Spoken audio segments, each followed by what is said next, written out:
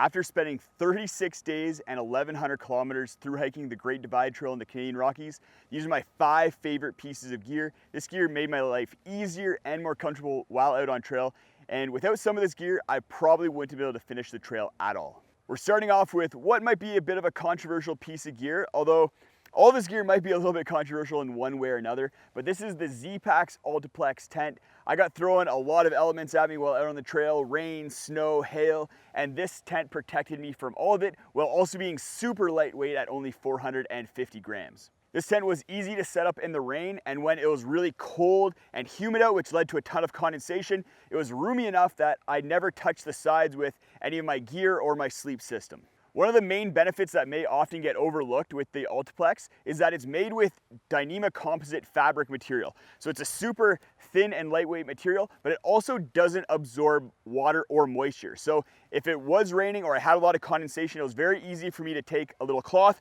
wipe off all the moisture, squeeze that out. And because of that, I wasn't carrying around a lot of water weight out on the trail, and that really decreased my pack weight overall. This is the Zerk 40 pack. It's a frameless pack and doesn't have a traditional hip belt.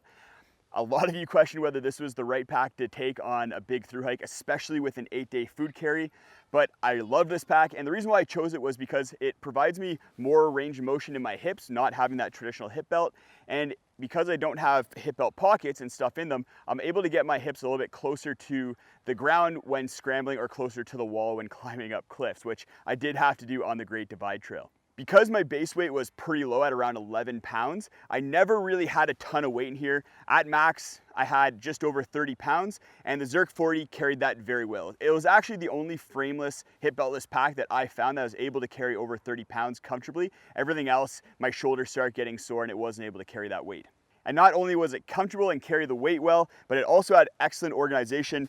Great pockets with the extra little side pockets here for me to store my snacks, as well as really good pockets on the shoulder straps. If you're unfamiliar with the Great Divide Trail, there is a lot of sections of trail where there is no trail on the ground at all. And because of that, you need to use some sort of tool in order to navigate. Whether that's a compass and paper map or an app on your phone like Guthooks or Gaia GPS, but my personal favorite tool for navigation was my watch. This is the Garmin Fenix 6 Pro watch, and what I did was before the trail, I went onto Gaia GPS, used that app to plan each day's route, and then I downloaded those routes and then uploaded each day to my watch. And at the start of each day, I would load up the track for the day and then follow that. It was really nice when there was no track for large periods of time, and I didn't have to be constantly taking out my phone or a map and compass. I could just look at my wrist, see if I was on trail, and adjust accordingly. I've always had a love-hate relationship with camp shoes. I love taking my feet out of my shoes at the end of the day, especially if they're wet and sweaty, but I don't like carrying the weight. I found these sandals from Mayfly. They're only 50 grams, so a fraction of the weight of any other camp shoe or sandal that I found out there. They use a plastic cardboard-like material as the base and then string in order to hold it onto your foot. Because it does use a string, they are a little bit sloppy, but I didn't really have that much of a problem walking around camp, and even was able to walk around town on town days without a lot of discomfort. In addition to being able to have a town shoe and a camp shoe, the big reason why I picked these up was because every day after finishing the hiking, I would wash my feet, and I never wanted to put them back into my really stinky hiking shoes. So it was great to have these sandals in order to throw on my feet, not have to put my foot into a stinky shoe, as well as be able to dry my feet out a little bit more. My footwear is the MVP of the trip with my shoe, insole, and sock combination.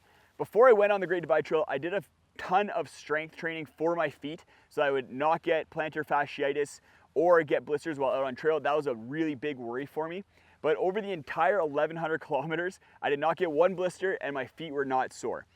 Looking back on it, even over 60-kilometer days and 30 creek crossings, my feet never felt uncomfortable the entire time. The shoe that I used was the Hoka One One Speedgoat 4s. These are super cushioned, which really helped prevent a lot of stress on my foot and even the rest of my body.